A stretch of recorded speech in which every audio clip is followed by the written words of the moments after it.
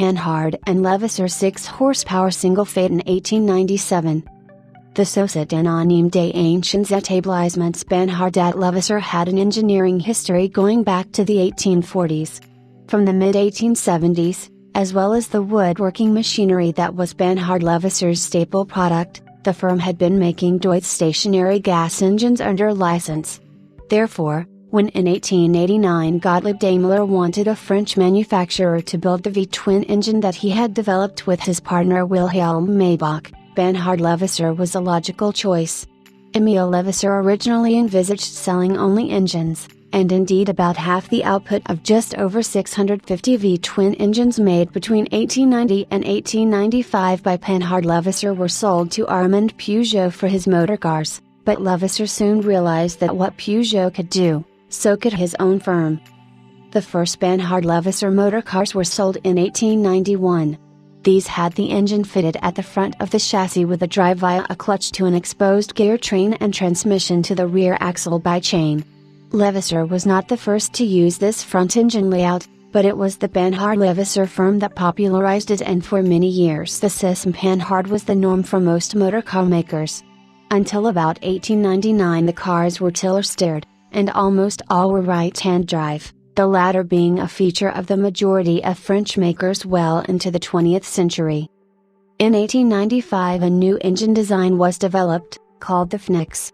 This was a vertical two-cylinder monoblock unit that drove through a cone clutch to a proper gearbox with final drive by dual side chains.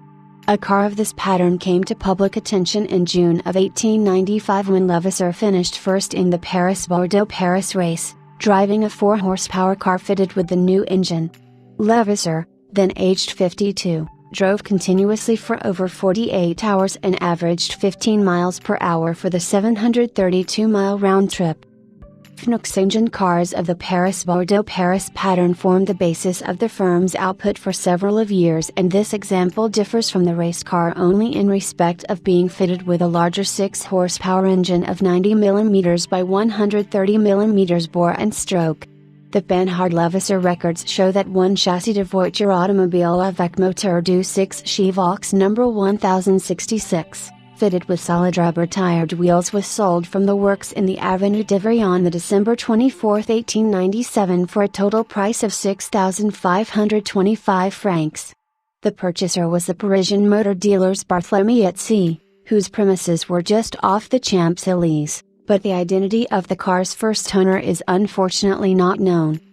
The car was discovered in the south of France in the 1970s, and when found it appeared that it had been modified for commercial use since all the mechanical components had been built into a lengthened steel chassis and the rear wheels had been cut down to the same diameter as the front.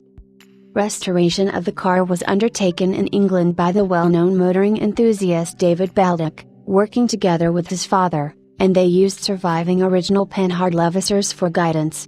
Because the engine number is 1066, the car was named William the Conqueror. When new, the Panhard Levassor would have had a wooden chassis, and a new one had to be made to return the car to its correct specification. Its mechanical elements were refurbished, and the engine, clutch, gearbox, both axles and their associated parts, supplied when new by Laforges Lemoyne, brakes, and the wheel hubs are original 1897 Panhard Levassor items from the one car. Missing smaller components such as the carburetor, hot tube ignition burner box, and lubricants, were sourced from surviving period parts, whilst the water pump is a replacement item. A period 2-seater body was obtained and restored, and a correct pattern wooden bonnet was made. The wooden frame of the hood was renewed and it was recovered, but its original ironwork was reused. However, the chassis apart, all the maker's original components are from the single source. The engine was run after restoration using temporary electric ignition, but the car was not driven before being sold to the vendor in 1998, principally because it lacked the rear-mounted water tank, the tube ignition burner box was incomplete, and the exhaust system needed a silencer. 19th-century Panhard Levassors rarely appear for sale on the open market.